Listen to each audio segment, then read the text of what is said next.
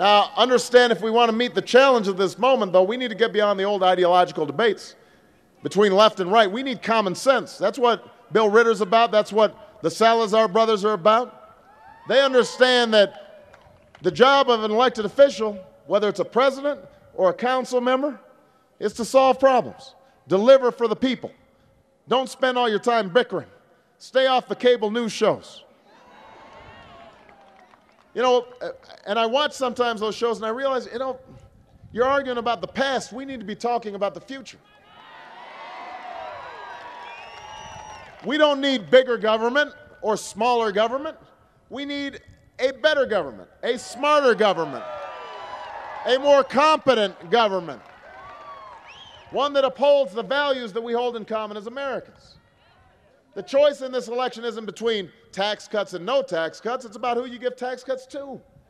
It's about whether you believe we should only reward wealthy people or whether we should also reward the work and the workers who create it.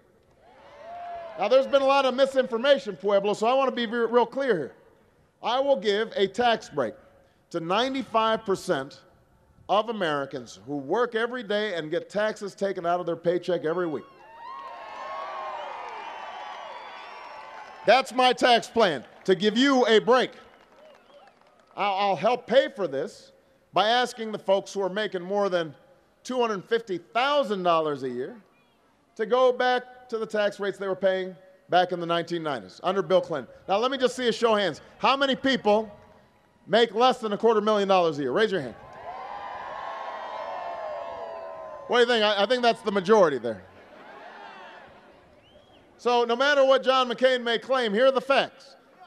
If you make under $250,000, you will not see your taxes increase one single dime. Not your income tax, not your payroll tax, not your capital gains tax, no tax. We don't need to raise taxes on the middle class.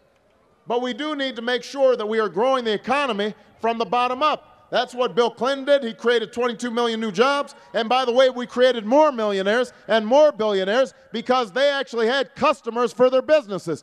That's what we need to do again. That's what I'm going to do as President of the United States of America.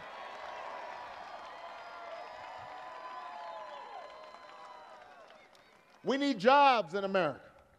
And when it comes to jobs, the choice in this election is not between putting up a wall around America or standing by and doing nothing. And the truth is, we're not going to be able to bring back every job that's been lost here in Pueblo.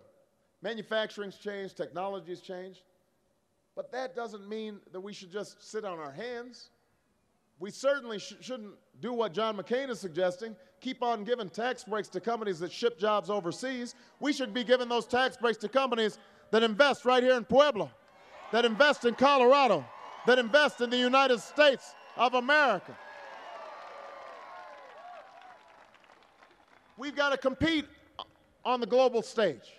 We shouldn't be afraid of trade with other countries, but we should make sure that other countries aren't taking advantage of us. We should make sure that they've got labor agreements and environmental agreements, that they're not manipulating their currency, that they're letting our products into their markets. And you know what we also have to do is we've got to think about creating jobs through our infrastructure.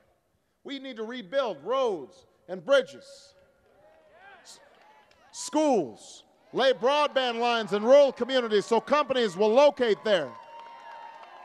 We can create 2 million new jobs, creating a 21st century infrastructure.